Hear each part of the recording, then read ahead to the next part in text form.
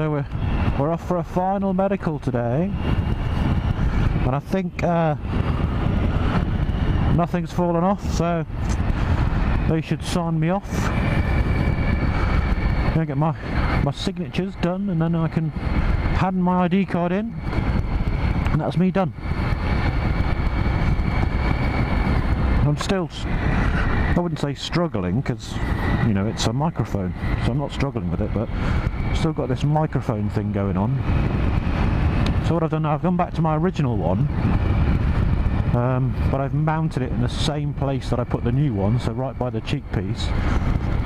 And weirdly, I was looking through all the vloggers that I look at, and I think the person with the best quality of sound is Baron von Grumble. So I was searching through his stuff to see how he sets his stuff up, and I saw the video of him in the Range Rover with his helmet on, looking like a bank robber. And he's got the same make of helmet as me, not the same model, same make, and he puts it in exactly the same place. And I was a bit kind of dejected, thinking, oh god, I'm doing exactly what he does, how can he get it so good? And obviously I think the first thing he says, the GoPro's audio is shit, and then the last thing he says is on his Ghost, his Drift, he says he changes the mic sensitivity to 1, and so I'm kind of thinking, well, maybe that is the issue. Maybe I got a bloody microphone that's like, I don't know, 2 centimeters from my mouth, and I'm expecting it not to be distorted. So I've done all that changing, put it where his is and stuff, copied that, and just before I came away I connected up my GoPro to the GoPro app, and there's a setting for sound to take it from 100% to 70%. I suspect that's the sound recording level, not sensitivity. So this might be muffled or distorted but quieter. But at least I'm on the right track, and I'm definitely going to get the Ghost. So I've made my mind up. I'll be getting the Ghost, and obviously the only thing I've got to get around now is the pain I feel as I hand over the money, and that's really it. Really. I mean, you know, I've made my mind up. I'm going to get it. It's just actually physically doing it, getting over the, you know, the lump in my throat from buying it and stuff.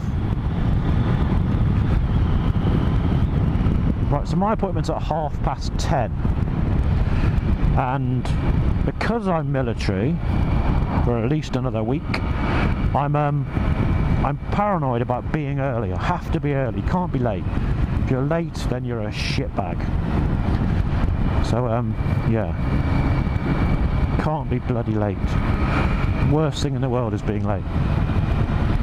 I'd rather be there an hour before than 1 minute late.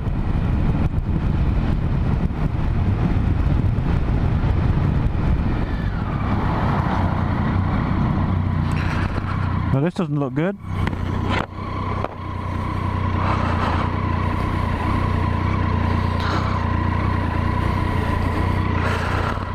Bloody military scumbag.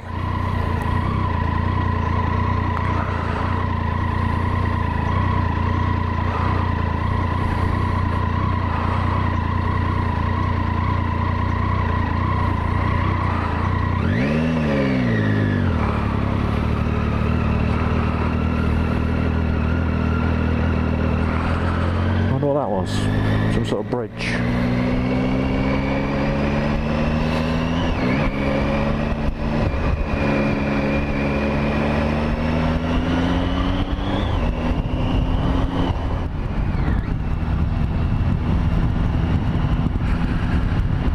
See, if I was a car driver now, I'd see the motorbike behind me, and I'd leave a little space for the motorbike to get round. That's what I'd do.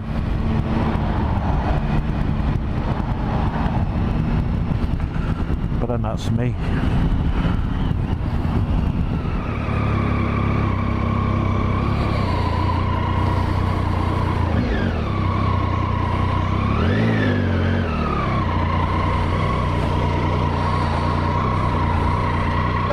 OCD, check my pockets. They're done up.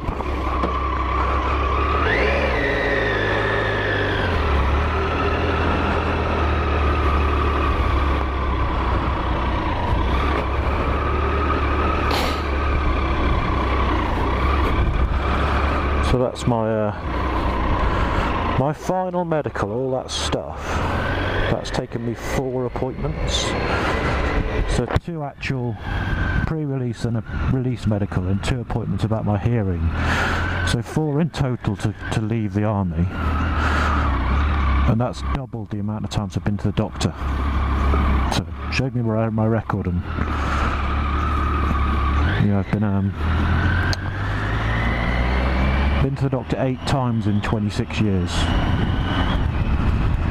That's not bad, is it? And 4 of those times were to leave the army. And I think on the yeah, most of the time they don't talk about me, they talk about my middle daughter, who I suppose I should really talk about soon, but I want to get my mic sorted first, because it's I don't really want to lose that. I won't have to say that lot again. Yeah, so the only thing I've got to do left now is I've got a form that everyone has signed apart from the people who deal with ID cards and passes to the camp and stuff, so I have to go and hand my pass in, so I can't get back into camp, and that's me done. I'm a stinking civilian.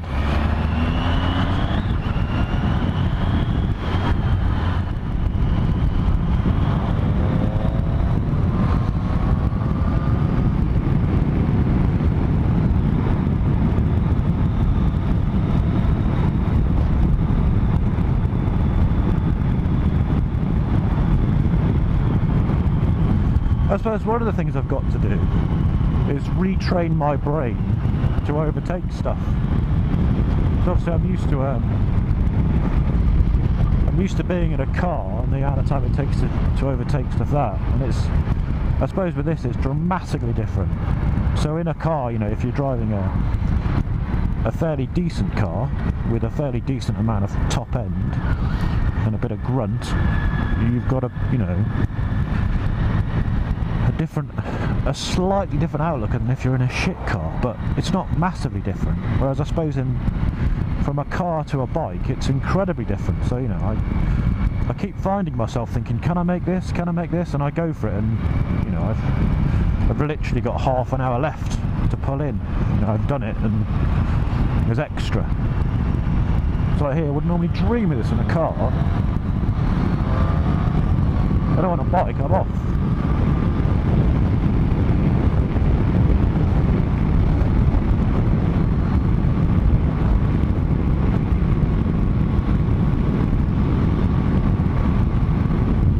Yeah, so it's I suppose retraining my brain to take the shorter gaps. Yeah, take the shorter gaps, or rather, take the gaps that I can comfortably take. Because you know, I'm obviously still cautious. I have to kind of remind myself that I'm not in a car.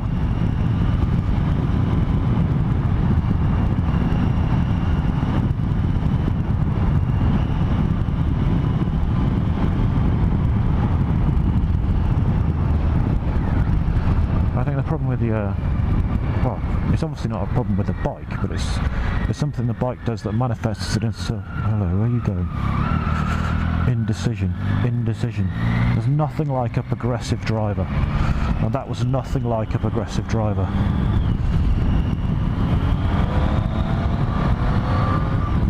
Where was I? What's my train of thought? Yeah, so this will still pull in 6th gear. It's got shitloads of torque. Listen to me, shitloads of torque. It's got loads of torque, so it'll still pull in 6th gear.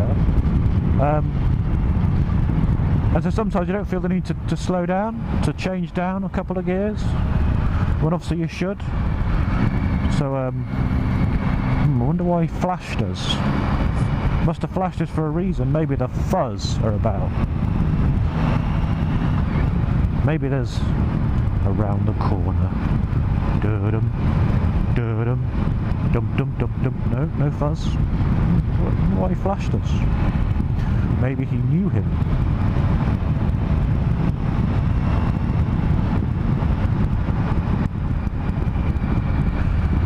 very odd. I've never ever seen the police here, unless it's some neighbourhood Stasi with their little hairdryer writing your number down so the chief constable can send you a very strongly worded letter.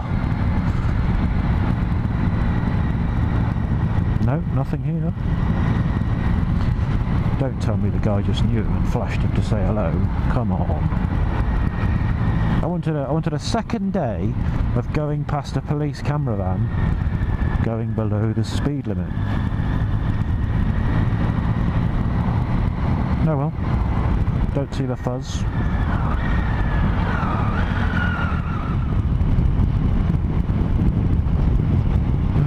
I've got an itchy nose. Don't open the visor. But I've got an itchy nose. Don't open the visor. But I've got an itchy nose.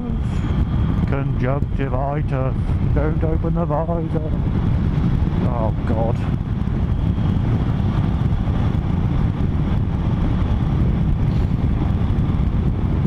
I'm making rabbit faces now. Trying to relieve my itchy nose feeling. Ah! Rabbit noses aren't working.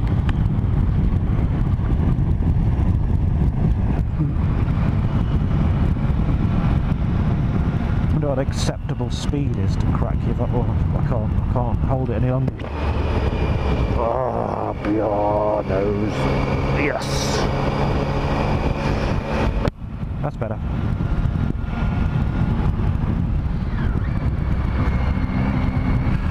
So I'm gonna take a trip into Salisbury now and go and park. I'm gonna see if I can park my bike by Salisbury Cathedral and take a picture of it with the cathedral in the background. But I think I may have a bit of trouble from the parking attendant, or as I like to call him, this car park Gestapo. So I don't know what it is. It's national. I don't think it's national. I think it's Friends of Salisbury Cathedral, and they obviously do. You know, people live in the courtyard there. That's fair enough. So you don't want loads of people traipsing in, but I think there's a normal the road that goes through it. I think is a normal road. So you know, but you feel like you have to justify yourself to go on the road. It's like, well, I'm just driving through past the cathedral, having a look because it's a nice place to go. And it's like 20 questions about what are you doing here? Where are you going?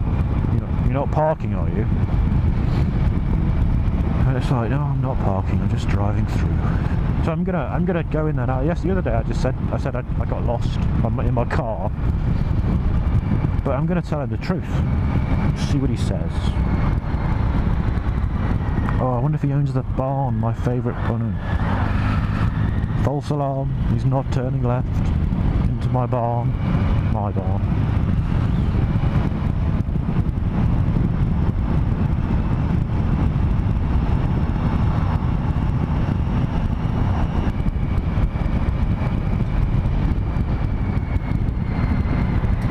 I have this strange feeling that this lorry probably a bit too big for these roads. It's quite literally too big for these roads because he can't actually keep it in the road. He's having to use the road and some of the verge at the same time. And I'm fairly sure that from wherever he's come from to wherever he's going, there's a slightly better road he could have used. Just saying.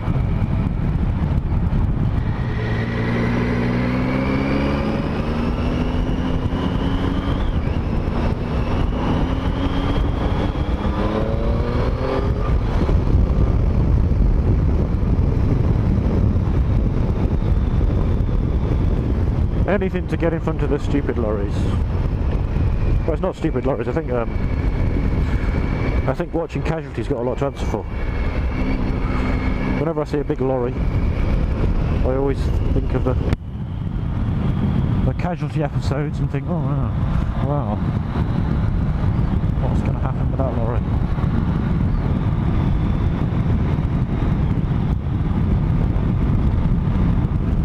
fact, I might call off the photo shoot because of this appalling weather. Well, I don't say appalling weather, but I need a blue sky. Where's the blue sky gone? Bugger. So no photo shoot today.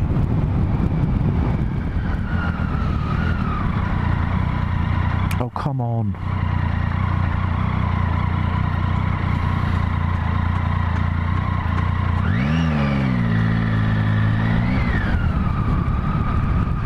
I know, let's make me stop everywhere.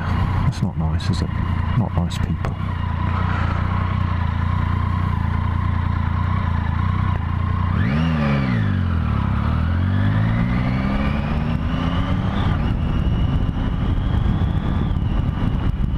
Still got the car transporter in my rearview mirror.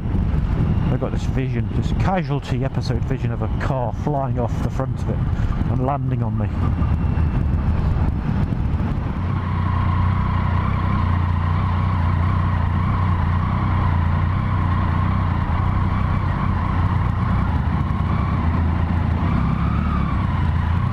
It's a bloody main road for a reason. Oh my god, the car transporter's going to kill me. I just get weirded out by people who let... I mean, you know, I'm all for letting people in and letting people out and stuff, but if you're on a main road, it's a main road for a reason. You know, you don't let people go. I mean, you might feel nice for a split second, but just look in your bloody mirror. How many people have inconvenienced to be nice to that one person? You know, it's if you're not going to progress anywhere, then let somebody out. But if you're going to stop traffic, you know, going to a bloody light, then don't do it. I suppose be nice, but be nice to everybody. Don't just go for that instant personal gratification you get from letting one person out. You know, especially when there's probably, you know, you've let somebody out, and if there's nobody behind you, they could have gone anyway, just a couple of seconds later, but you just messed it up for everyone else. Stop being a dick.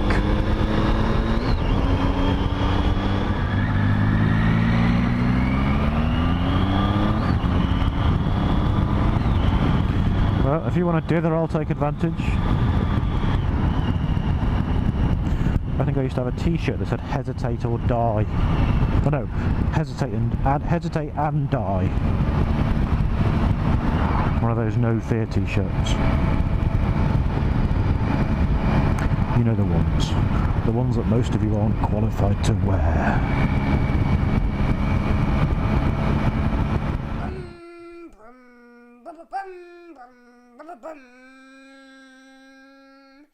Bum, bum, bum, bum, bum, bum, bum, bum, bum.